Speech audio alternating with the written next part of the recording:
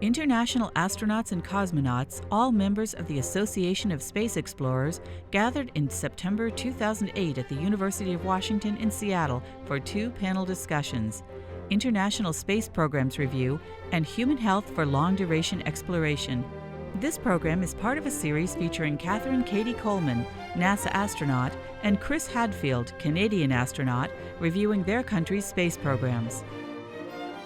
Good morning. My name is Phyllis Wise, and I'm the provost here at the University of Washington. And I want to really welcome you here to the 21st Planetary Congress. We are thrilled to have you here, excited about the work that you do, and really want to have the connections between the University of Washington and you even better. Your work has led to such a better understanding of space, of the atmosphere of our environment, and have developed so many international collaborations that have helped this work go forward. The UW is deeply connected with space.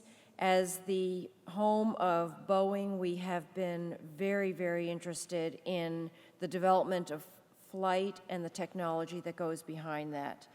There are at least 8 different UW graduates who have been involved with NASA space flights, the latest of which is Greg Johnson, who will be piloting the last shuttle flight to the Hubble Space Telescope, and that is scheduled to take off in October, on October 8th. So many of our children and young people, some of whom are sitting here in the audience, dream of becoming astronauts, and we hope that the training and the exposure to the work that you do will encourage them even further. Our departments of astronautics and aeronautics, astronomy, atmospheric sciences, and earth and space sciences are proud contributors to the work that you do. And so I also want to recognize Bonnie Dunbar, the chair of the Washington State ASE Coordinating Committee, who has made sure that these days here that you will spend here are good and productive for you. I just want to say that I know that some of the participants are stuck in Houston, but I'm sure that this Congress will be very, very rich and very important to your continuing collaborations. And what I'd like to do now is introduce the leader, the panel leader of this discussion for you today. Dr. Ehard. Thank you so much. Thank you, Ms. Weiss, for your friendly words of appreciation. And we very much appreciate that we are able to hold this first session to the outside in the University of Washington. And I'm glad that despite the early morning hours, we have quite some attendance. And I hope that you will like the filled program that we prepared for this morning. Today's session is called ISS International Space Station Programs Review. And I'm glad that I have 5 distinguished speakers that will give you a perspective on the internationality of this endeavor in space and all the many teams that are participating in this marvelous expedition. Let's jump into our today's talk. Ladies first, so I have the pleasure to announce Katie Coleman, NASA astronaut. She's a PhD and a colonel of the US Air Force. She's married, enjoys flying as far as I could find out. That is a natural thing. Scuba diving, and we will see more of that.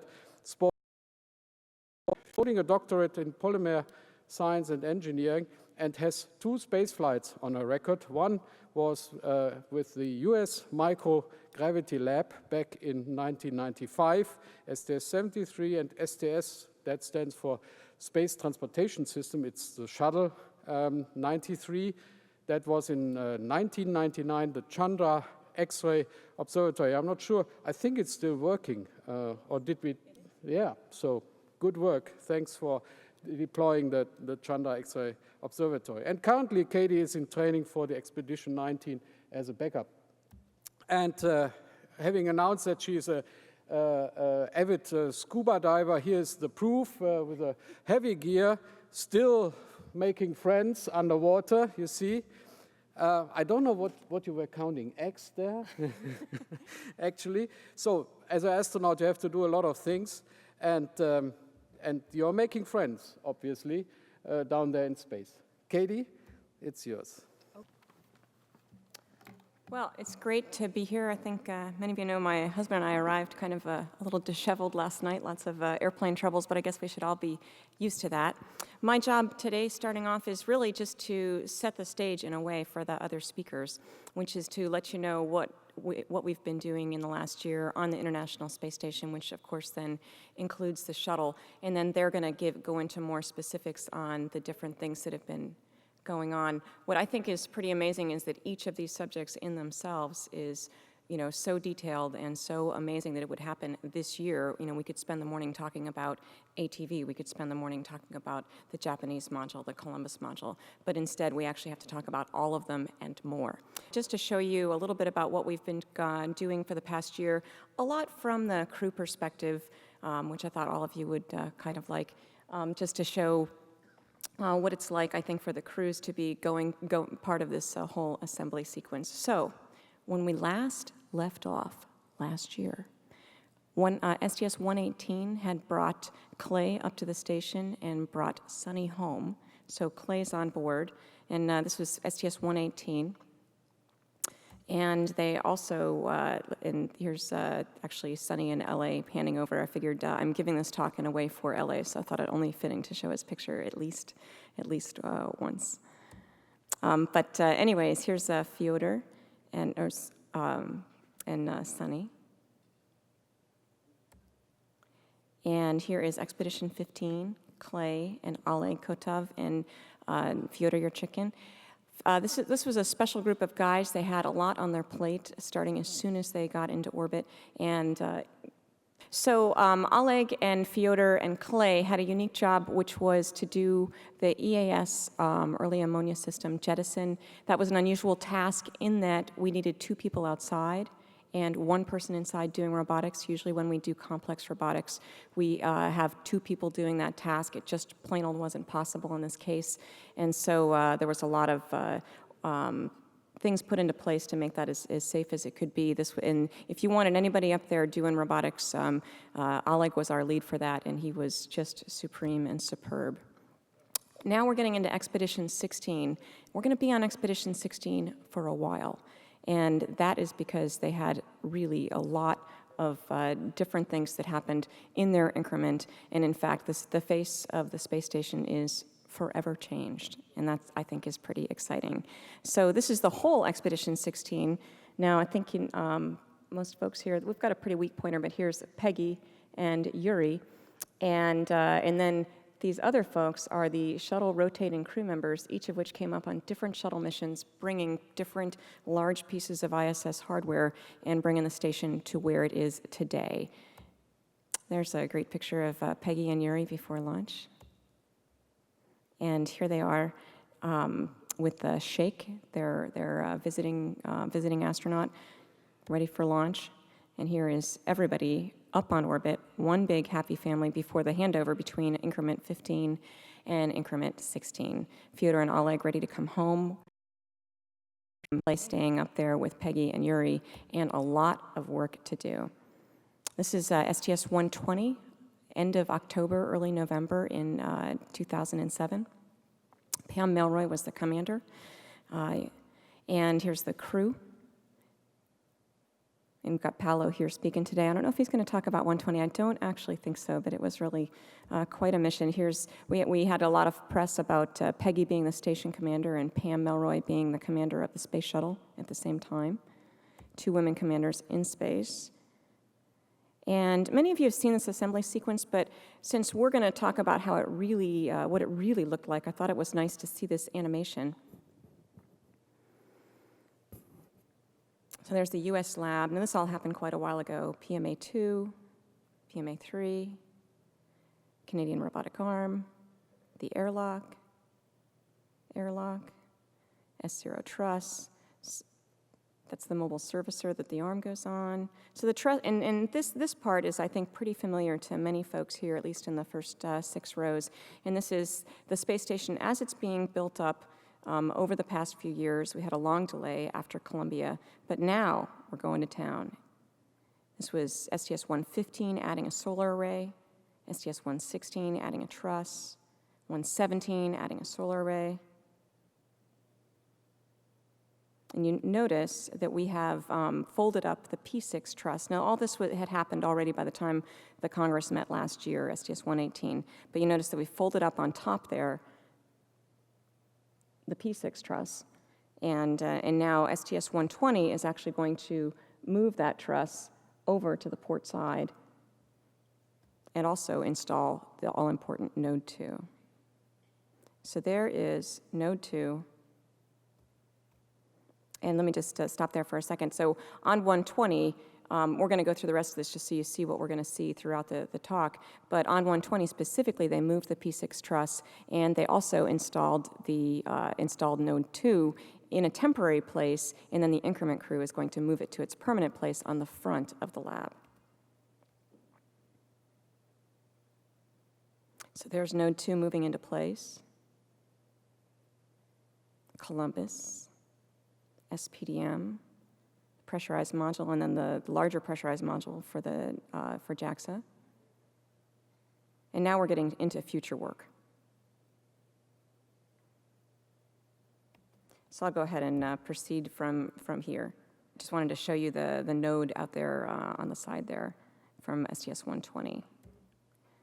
So here we have Doug Wheelock, part of that crew, one of the spacewalkers. Paolo Nespoli, one of my favorite pictures of Paolo. Dan Tani. Dan Tani went up on 120 and then stayed up in space as an increment crew member.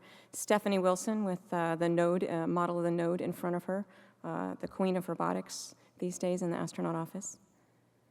Dan Tani and Stephanie practicing. I tried to show you a lot of pictures of increment crews and shuttle crews working together, and what I'm hoping that you come away with is how integrated all of these operations are. We have folks like myself who are off doing station training on the road much of the time, and yet when we are in Houston, we're trying to, or in the appropriate countries, training on their systems, on their assembly tasks, and it takes a lot of integration, a lot of person-to-person kind of work, and building bridges as individuals, which I think all of you know about and support since you're here at this kind of meeting. Here is Node 2 on orbit. I don't think it looks this way anymore. Nothing ever looks as clean and neat as a new module. Peggy and Clay and Node 2. And in the installation of the P6 array, there was a problem with the solar array, and we needed a solar array repair, and a lot of folks worked real hard on the ground, as well as the crew up on orbit, to design a technique to go ahead and use the robotic arm, the Canadian robotic arm, along with the inspection boom that we have for the shuttle, and then Scott Parazynski on the end of that, Doug Wheelock basically calling clearances and keeping an eye on his clearance to the array, and then a lot of people who did tool development, and they basically developed a set of cuff this day.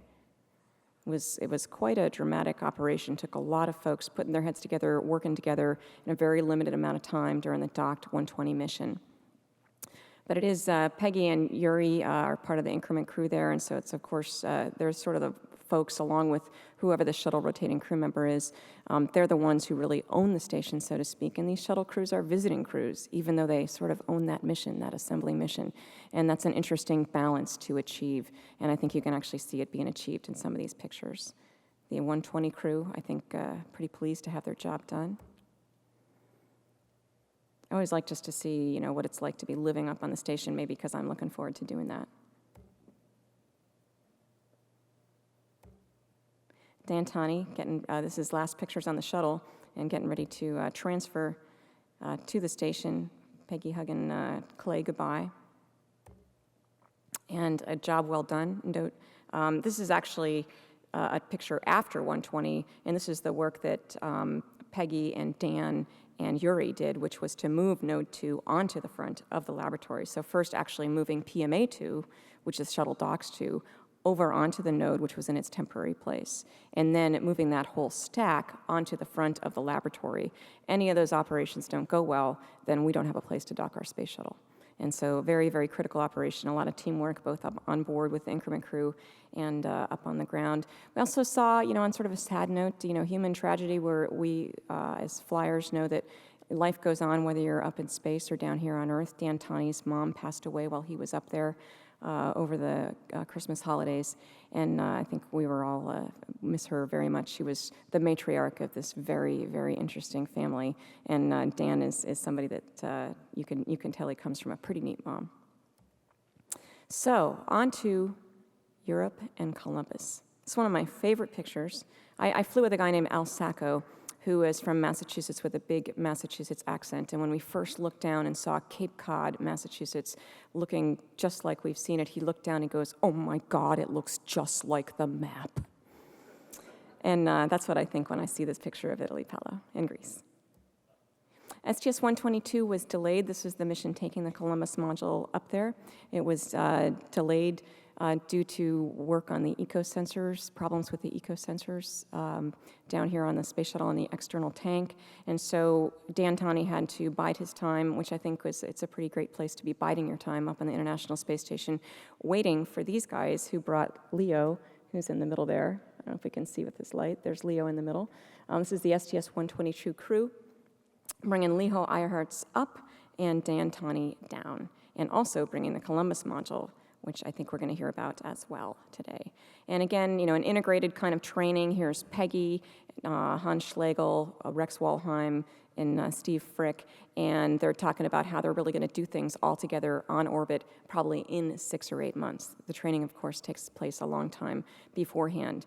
Learning emergency training together, talking about how you're really going to do things, even though you're not going to see each other for a few months before the flight. And same with some of the assembly tasks, working out how you're really going to do as a team the complex robotics that are involved in doing something like attaching the Columbus module. I love to show pictures of Leland. I mean, you'll see every picture of Leland has just got a very big smile. This was a great guy and did a wonderful job, along with other folks, in installing Columbus. There is Leo and Leland and Dan Tani on orbit, looking pretty pleased with themselves, as they should. And I'd also just like to call attention to the ground team. There's folks that live in space. There's folks that are operating the space station in space, but none of us can do that without the team that's on the ground. This is a very small fraction of the ground team, but it happens to be the one that works in mission control and actually takes care of you every day during a docked mission. This is a pretty big team here.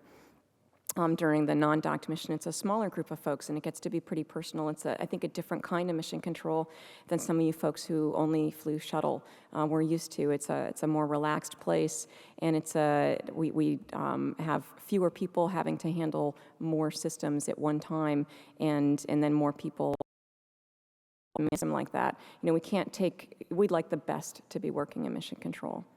And we can't take the best people who are used to being challenged every single day and have them sit and watch a space station where pretty much most of the time nothing breaks. They're going to leave. And then we don't have the best there, or then we don't have experienced people there. And so we've had to find a way to have people learn more systems so they're responsible for more things, so we don't have so many people sitting there, and the ones that are have enough to do to keep them happy, to keep them there, keep our experience level current. Here is Columbus being installed. I think you're going to hear about that later. And there it is on the starboard side there. I was just in Germany training on the Columbus module, learning all about its systems. And it's one thing to think about it, a year ago and think, oh yeah, Columbus is supposed to be up there, but Columbus is up there now. And it made those systems that we were learning about very, very real to me. Here's, I think you'll see a common thread of the increment folks who are living up there really helping to shepherd the EVAs, especially the EVA prep, and get the folks out the door in a timely manner. Usually the EVAs run pretty long. I thought this was a pretty exciting slide to see somebody actually out there on Columbus working, and you see the truss of the solar arrays in the background. And of course, duct tape. We would be nowhere without duct tape. Everything is planned when you go to space. Everything is supposed to fit. But the world just doesn't work that way. Things don't work, things don't fit, and that's one of the reasons we need people up there to take those matters in hand, use duct tape, make things fit. I thought this was a pretty interesting series of pictures. And, you know, they had some simple problems with Columbus and the other modules, and they're fixable, but it does take people down on the ground and up in space using their heads to do that. Here's the STS-122 crew with the increment crew. I show this one because it's their sort of well-behaved shot, but I think this is actually a little bit more about what life was like on orbit when all of them were up there. Now, envision 6-person crew. 6 people are living there in a shuttle flight visits.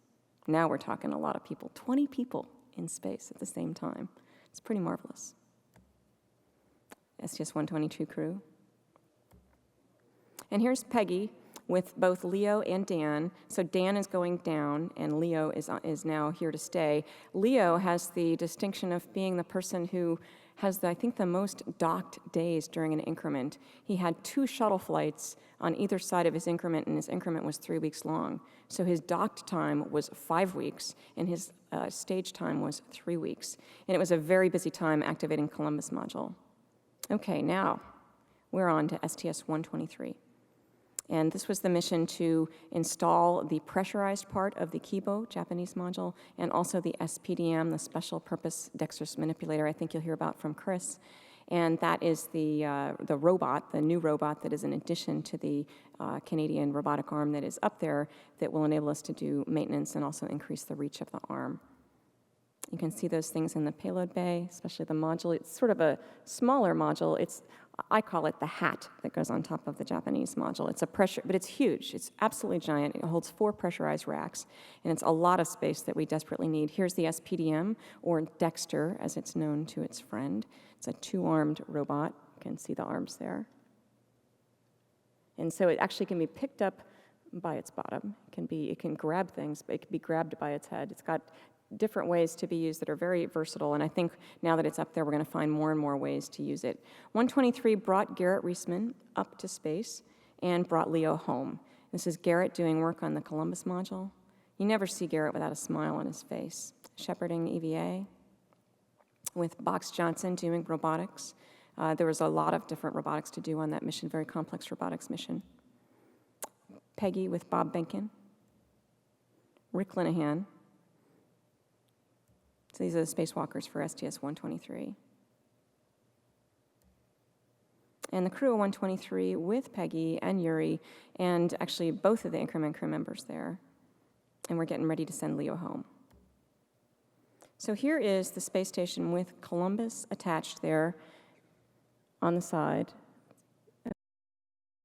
Hard to see, but there is the pressurized module, and this is the place, of course, that the shuttle's going to dock, and this is where the Japanese module is going to go. Here's Takao Doi, who installed the pressurized module. I'm not sure they could get him out of that. It's a nice picture of Takao up there. And now, I mean, I think it's only, I've been forgetting to give you dates, but that was March. I mean, STS-120 was in November, in February was 122, in March is 123. Now we've got a Soyuz launch, and we're bringing the crew of increment 17 up to orbit. And this was Sergei Volkov and Oleg Kononenko and Su-Yun Yi. Sergei's dad is also a cosmonaut, so kind of a special distinction. And they're about to be joined by increment 18, where Owen Garriott's son, Richard, will be one of the flyers. And he will be on orbit, and actually we'll have 2 second-generation astronauts, cosmonauts, on orbit at the same time. So it also was the time that the ATV was launching. Here's the ATV as it approaches the station. Paolo's going to tell you about the ATV. And here's a nice picture of the ATV docked to the station. You can see it in the back there, docked to the service module, actually larger in diameter than the service module. And you can see how much space and how much cargo it brings up. It's critical to the cargo chain that is critical for us to move to 6 people in space, 6-person crew as opposed to 3. And you can see both increments there, Peggy and Yuri and Sergei and Oleg, and also Garrett. And you can tell the guys liked having all this space up there. These guys were rookies when they went, Oleg and Sergei, and they have just done so nicely for themselves. Here is ATV undock, so it's still actually only April, okay? And now it's June. My last mission to talk about is June of last year, and that is STS-124, and that is to bring up the Japanese Kibo module right over here. We've got the increment crew saying goodbye. STS-124 bringing up Kibo, and Aki on the end here is going to be telling you about the Japanese accomplishments this year. And so they are bringing Taz up to space, and they are bringing Garrett home. There's Kibo in the bay, in the payload bay. Aki. Aki and Karen Nyberg doing robotics, installing the Kibo module. And I love this slide. I don't know, this is people putting things together, going to work, outfitting a module. You see the actual internal airlock of the GEM in the background there. And just a great, great crew with a lot of complicated things to do. And, when you look at these faces, you see ones that haven't been able to see each other for a few months. They had to plan all this months in advance, develop a working relationship, and accomplish some hard things under a lot of time pressure. And you can tell it went pretty seamlessly, just from the faces. There's Oleg and Sergey and Greg Shamatovs in the middle, and Garrett. Kibo installed, and they've also moved the pressurized module over. Garrett signing off. And the end of, this is increment 17 as it stands right now. These are the three guys that are up there right now, working hard. Doing EVAs, both Russian and US. There's Estrella Crane. I never knew Taz was a chess player. And just to show you at the end here, we've got increment 18 going up. And there's Richard Garriott on the left, and Mike Fink, and Yuri Lonchikov. This is all the folks that will be up there while they're up there. You see Sandy Magnus and Koichi Wakata as well will be coming up on shuttles. I'd like to just talk about some of the challenges, just a few notes at the end here about the status of the space station. The challenges that we have, exercise equipment is critical. It wears out easily, it breaks easily. We're spending a lot of time on maintenance. We've got some new exercise equipment that is on its way to the station that's critical for the six-person crew. I think there's some lectures this afternoon about some of the bone loss that we see when people don't exercise up there, and I think both for attitude and for have this kind of exercise equipment, important to have a good environment for sleeping, for eating, for camaraderie, for working. And so the things that are in the critical path to going from 3 people to 6 people, which is our big next step coming up next year in May, we'll have a second Soyuz line, bringing up 3 more people, 6 at a time. And some of those things that are critical in the next between now and then are we've got a new toilet, we've got water and urine processing equipment, O2 generation equipment, a new treadmill, 2 more docking ports in the form of MRM-1 and 2, and a new Soyuz that's going to be flown here in the next year or so. So a lot of different irons in the fire to bring us to the 6-person crew. That's one of the things that I'm training for is 6-person crew. We're protecting the first few increments to make sure that basically if we're not ready for 6-person crew, the 3 people that are trained in all aspects that they need to be trained in so that they can operate the station in case we're not ready for 6-person crew. We're heavily dependent on our supply vehicles, ATV, HTV. The first HTV launch is next November. And so we've got a long road ahead of us, a lot of work to do in the next year, but I think if you look at what we've done this year, I think you're looking at a team that can do that work. And it's a pleasure to be here today and to set the stage for the other folks that are going to talk about those things in more specific. Thank you.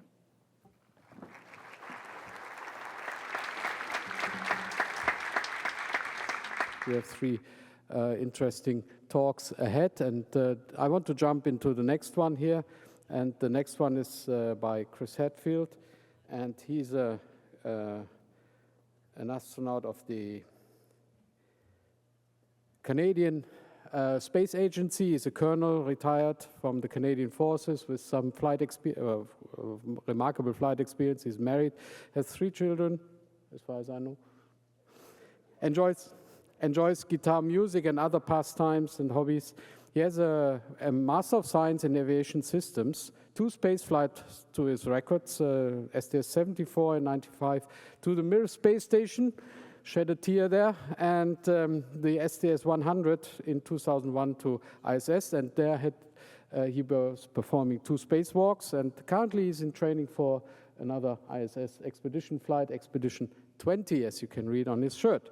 You're an experienced spacewalker. You have other talents, I see, huh? On the golf course. He's an avid guitar player, and we asked for an extra maybe after the session. And his spacewalk was one of the good things he did during his space flight. So, thanks, Reinhold. Pavel, that was a really interesting talk on the Soyuz, and thank you for all of the technical details. I really, those of us that are in expedition crew training, we really appreciated hearing an update on where the status of the investigation is and the details of what happened on those 2 ballistic entries. So it was great to hear. My talk will be much less controversial. All I'm going to talk about is the Canadian Space Agency and a little just update on what goes on in Canada in the space business. So similar, but along the same topic, but in a different light. Canada has been flying in space for a long time, but we do not have nearly the capability of a lot of the other partners of the International Space Station. And a question that we ask, I think it's a question that all of the space agencies ask, is what is the point? Why go? Is it worth going? How much money should you spend? What percentage should you spend on traveling in space? And what do you hope to get back? And as astronauts and cosmonauts, we focus very much on the details of how. I'm just going to talk a little bit of how Canada does it, but also why. Primarily, initially, Canada got into the space business because we're huge and we don't have very many people, and we needed a way to communicate and to try and understand the upper atmosphere so that we could both communicate and understand the aurora borealis and the impacts that has on our normal ground-based communications. Also for navigation, Canada's an and with the magnetic North Pole being in Canada, a lot of traditional navigation doesn't work. Also to observe the Earth, of course, for security, for surveillance, and for resource management. And then looking the other direction to try and understand the universe around us and to conduct experiments. So that's the purpose of having a space agency in Canada. And we try and put it in one sentence, and it's a sentence like this one. Little quick history. Canada has been in the space business since the 50s. We formed a space agency in '89. It's pretty small. About $350 million is our annual budget. Statistics Canada has a budget of about twice that. $350 million is about the price of one space launch, depending on the vehicle. So it's not a very large business in Canada. About 75% gets spent back in the country. We have about 600 employees. And we have a liaison. Our main headquarters is in Montreal. We have a liaison office in Ottawa, Washington, JSC, and Paris. And then we have a testing facility. Here's a Canadian taken picture by RadarSat, where the Canadian Space Agency is headquartered. Picture taken from the shuttle of, you can see, this is Montreal and the island of Montreal, and this is a little town of St. Hubert, and that's the Canadian Space Agency. The entire Canadian Space Agency headquarters is in that one building on the outskirts of Montreal. Historically, we were the 3rd country in space launching a Canadian satellite on an American rocket in '62. Because of our needs, we had the first commercial communication system to be able to relay signals from coast to coast. There was Canadian hardware when folks landed on the moon. There's Canadian hardware on Mars right now. The shuttle arm, of course, was our first big ticket into space, and that's what got our first astronaut into space, the agreement to fly the Canadian arm as part of the shuttle. It's flown over 60 times since. And as Katie mentioned, the Canadarm2, the big arm, is building station with the mobile base, and the SPDM, the dexterous manipulator, which went up within the last year, is still in its checkout phase, getting ready to help with some of the fine building of the station. National Communications uses ANIC. It's given high-speed internet to the entire country, right from the high Arctic coast to coast. One of our prime motivations to send Canadian money into the business, to send Canadian hardware to space. Of course, looking at the Earth down with such an enormous unpopulated area, space is a great way to see the whole country in a short time. And so RadarSat was launched about 10 days before I was, back in 1995. It's been up there ever since. It's been used countless times. It mapped Antarctica for the first time completely. It's been used as part of the International Agreement for Disaster Mitigation. A lot of different satellites are used when we have a major natural disaster to try and bring back real-time space imagery, and RadarSat has been used in that many times. RadarSat 2 launched last December, more capability, but the same idea. It's a synthetic aperture radar that sends back signals night and day in a polar orbit of the whole world. And you can see that the resolution of RadarSat 2 is more fine than RadarSat 1, down to approximately 3 meters. So you can see things as small as a car fairly readily with RadarSat 2. SciSat, which has been used to look at the depletion or the change in the ozone layer of the Earth, was launched in 2003. And interestingly enough, it's showing that the depletion of the ozone layer is leveling out. The ozone holes are not getting any smaller, but neither are they increasing in size. So the policy changes that went into effect to decrease the CFCs a few years ago looks like, in fact, it's taking hold, and maybe we have, at least for now, slowed or stopped that problem. Maybe it'll be reversible. It's kind of heartening for some of the other problems that are facing us. And it's a very difficult thing to mention or to measure from the surface of the Earth, and a satellite like SciSat that we put up helps to gather the data to show how we're doing. Canada participated in MOPIT, measurement of pollution in the troposphere, the troposphere, of course, is the first 7 miles or so of the atmosphere, and looking at how the pollution is spread through the atmosphere, how smoke is distributed, trying to understand that part of our pollution and our change in our own environment, and Canada's been gathering data with that with a couple Canadian companies for the last decade. This is a tiny little briefcase. It's built in Toronto, and we just take this, it's in a fairly high orbit, and it just stares at stars for weeks at a time and looks at tiny little oscillations. And by staring at the oscillations in a star, you can watch it being pulled by the planets around it, because when a big planet's on one side, it will move the star slightly that direction, or when a planet goes in between us and a star, one of its big planets gets in the way, it changes the amount of light that comes from the satellite, or from the star. So MOST has in fact been used to help detect planets around other stars.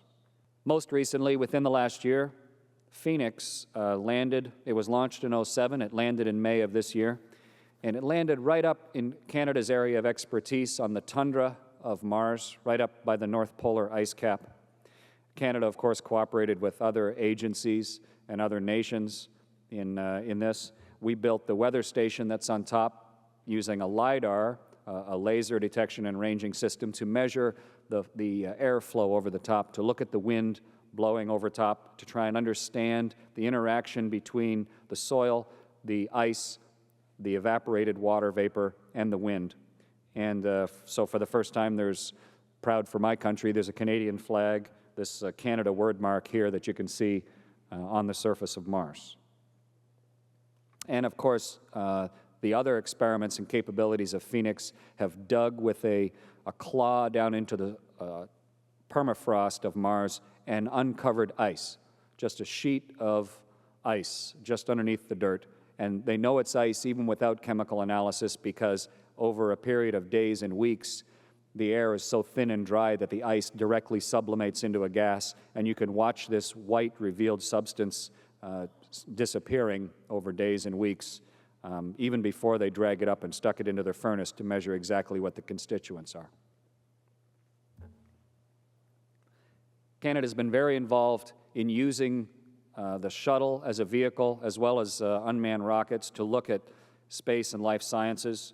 Canada was involved in several shuttle flights with laboratories on board, where we flew Canadian astronauts, most recent being Neurolab, to look at changes in the human body, just like we do experiments in laboratories on Earth. When you take away gravity, you can watch reactions in the human body that can't be studied under any other circumstances, and looking at balance, looking at adaptation, looking at osteoporosis. There's a company developing artificial bone that has used the space shuttle flights to try and understand the osteoporosis that all of the flyers in this room experienced when they went to space, and the rebuilding of their bones when they came back again. Also the change in your musculature and the change in your cognitive processes. We're still continuing to study those on Space Station, and when Canada flies its first long-duration astronaut next May, they will be doing experiments like this up on the space station for 5 or 6 months. Like most space agencies, and sort of like what we're doing today and we'll be doing all across the state tomorrow, the Canadian Space Agency is also heavily involved with education. We work with the school boards right across Canada. Each province has their own school board. We work to get science and technology integrated into this curricula of all of those provinces so that we are trying to make sure that this inherent interest in exploring the universe can also be turned to help inspire young Canadians to pursue careers that will make Canada a more profitable and more capable country in the future. Robotics has been our lever, if you will, that has gotten the Canadian astronauts into space through agreements with NASA on the shuttle and the space station. Starting with the shuttle arm and then the boom that was used to allow us to fly after the Columbia accident. Of course, the shuttle arm has been used since almost the very beginning of the shuttle flying. And then to return to flight, we built this boom up in Canada, including a laser sensor on the end, one Canadian laser sensor, one American-built laser sensor, to be able to inspect for damage like you see in the top right, where we've taken damage in the protective thermal tiles or in the leading edge. And it's presentation, we came up with a last-minute idea for how to grab this boom with the station arm, Canadarm2, to go out and repair the solar array that had the tear in it. So it's great, just like on Earth, to have a long extender to reach things, and Canada's part of the space station and the space shuttle program has been those. We built the Canadarm2, which is the large arm that has put space station together since 2001. And then more recently, as Katie mentioned, in the last year, we launched Dexter. In Canada, we're a bilingual country, so everything has to have a name that works in both languages. So it's called Dextre, D-E-X-T-R-E, and it is a two-armed robot. It's huge. The center part is the size of a refrigerator. It's a great, big, massive thing with two fairly dexterous arms that can be flown manually from inside or from controllers on the ground to be able to go out and do what would traditionally be a spacewalking task, to remove and replace small boxes and specially designed connectors. And it's still in its checkout phase now. It's a little older picture. Katie showed a more recent one, but you can get a little idea of the scale of Canadarm2. If it were in this room, it could reach almost from one wall to the other. It's a great big thing. I helped install it on my spacewalks. It's this big around, and so it's kind of an interesting scale of the space station. This thing is bigger than most trees, and yet it's dwarfed by the size of this laboratory that we're building up there. I'll finish just with the Canadian astronauts. The most recent to fly was Dave Williams. Canada has now had 3 astronauts do spacewalks. So from our very first astronaut that flew when Marc Garneau flew back in 1984 as a payload specialist, an agreement between NASA and the United States because we had built the Canadarm. Canada has now had multiple flights. You can see the list of names and the dates of flights on the right. These are the 8 Canadians that have flown in space in order on the right. And in sort of lighter gray on the bottom, Julie Payette, who's there in the middle of the picture, she's training for a shuttle flight, 2JA, that's going to install the remaining pieces of the Japanese module. Julie's the main robotic operator at MS-2 on that flight. And then Bob Thirsk on the far right is scheduled to launch on the Soyuz next May. I'm training as his backup full-time right now. And Bob will be Canada's first long-duration flyer to go live up on the space station for 5 or 6 months, scheduled to return on the shuttle. Also of interest, in the last few weeks, Steve McLean here, who twice shuttle flyer, was recently named as the Canadian Space Agency president, which I think is excellent. For those of you who've flown with Steve or know him personally or both, he is a really sharp and tactical thinking man, and I think it's a really good time in history for Canada to have Steve at the helm of the agency, and he's really digging into it, just starting over the last couple weeks. I'll just finish quick, just for the scale. Of our $350 million that we spend every year, we split it between about 250 companies, and so most of our revenues is through exports. It turns into about $2.4 billion worth of industry in Canada. 75% of our budget goes out to industry. We try and work with our universities, of course, and provide access, and now starting to do that on Space Station. We work with the Government of Canada directly, 19 different departments, and of course we work with the other spacefaring nations around the world. Through the International Space Station, we're an associate member of the European Space Agency, and when Marc Garneau was president, he made 2 separate trips to China looking for opportunities for Canada to participate in their space program. Most people in Canada live within 100 miles of the border, so all of our space business is pretty much along the U.S. border. What you would call the north, we call the south. And so we stand there with our hands pointed at the sun, trying to keep warm with all of our businesses across the country. And that's where the Space Agency is based, over there. Our main weakness is that we don't launch our own spaceships. We don't launch satellites. We don't launch people. An enviable position to be in. Every time we want to launch something to space, we either have to just directly pay for it, which of course is very expensive, or we need to trade something for it, or at least we need to have an intergovernmental agreement. And there are advantages and disadvantages to that, of course, but when you are at the whim of another nation's politics and another nation's technical problems, then of course you are completely beholden to the events of history that you can only indirectly control, even less so than the nation that you're working with. So that is a definite weakness, but it's a deliberate decision by Canada. They just don't want to invest the money necessary to launch people or satellites directly, and so we deliberately stay in that status, but it definitely slows and changes our plans beyond our control on a regular basis. It's also not a priority for Canada. It's one of the things we do as a nation, but of course space is not our raison d'etre. It's just one of the things the government's involved in, as you can see by the amount that we choose to spend every year.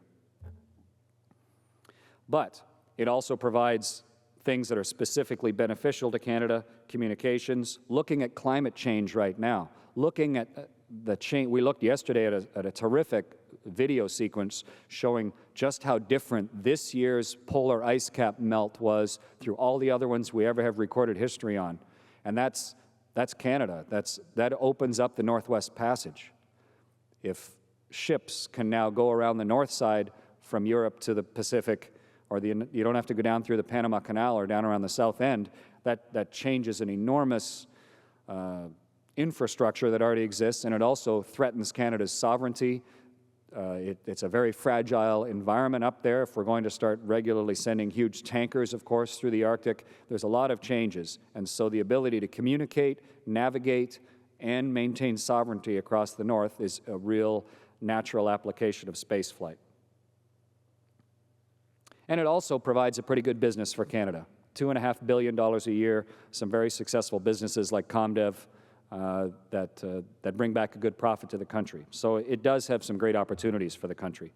And with Steve at the helm, Steve is a very strong proponent of international cooperation, and he is very much in favor of the Moon-Mars program and Canada looking for a niche in that. Much as we did with the shuttle program, as we did with the International Space Station, Steve is looking for a logical way, for something that benefits both the overall program and Canada as a nation. And it'll be really interesting to see the path that he chooses over the next year or two in getting Canada aligned with that. Pretty simple vision. It stood us in good stead since 1957 when we first started in the geophysical year, since '62 with our first satellite, right through to Dave Williams and Steve's recent spacewalks and Julie and Bob's flights coming up in the next year. I think that's all.